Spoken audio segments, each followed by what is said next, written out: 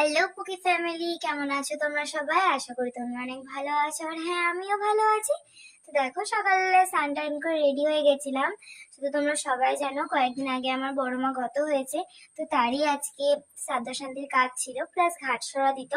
তো যাই হোক, একা একা তো তারপর যেতে পারি না, তো সেই কারণে পার্টনারকেও কল করেছিলাম, আর এই যে পার্টনার চলেও এসছে।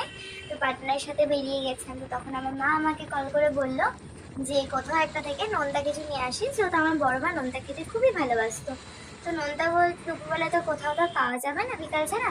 তাও দেখলাম তারপর স্টেশনের ওখানে সিঙ্গারা ভাজছিল। তো ওখান থেকে কিছু সিঙ্গারা আর দই নিয়ে বেরিয়ে গেছিলাম মামা বাড়ি যাওয়ার পথে। আর হ্যাঁ, আমার না ঠান্ডা লেগেছে। তো সেই কারণে কথা একটু কেটে কেটে আসবে বা একটু আটকে আটকে আসবে, তোমরা কিছু মনে করো না। আর এই দেখো, মামা বাড়ি চলেও এসেছি। তো আসার পরে আমার এই যে আমার বড় মা, যাকে সত্যি সত্যি অনেক বেশি মিস করি আমরা সবাই। আর এই যে আমার মা সবজি কাটছিল, তো ক্যামেরা দেখে সে লজ্জা পেয়ে যায় এবং বলে এটা ব্লগ করছে। তো আমার বোনেরা বলে দিদি তুমি এসছো আইসক্রিম খাওয়াও। তো যাই হোক, দিদি বলে কথা, এখন খাওয়াতে তো হবে।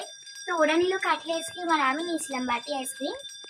সবাই মিলে আইসক্রিম টাইসক্রিম খেয়ে নিয়ে, তো তারপরে মা আমাদেরকে বললো যে সবাই চা খাবে, একটু যা সবার জন্য চা বানিয়ে নেয়। তো দেখো, বোনও আমার হেল্প করে বলছে দিদি আমি দেখবো তুমি কিভাবে এই হিলগুলো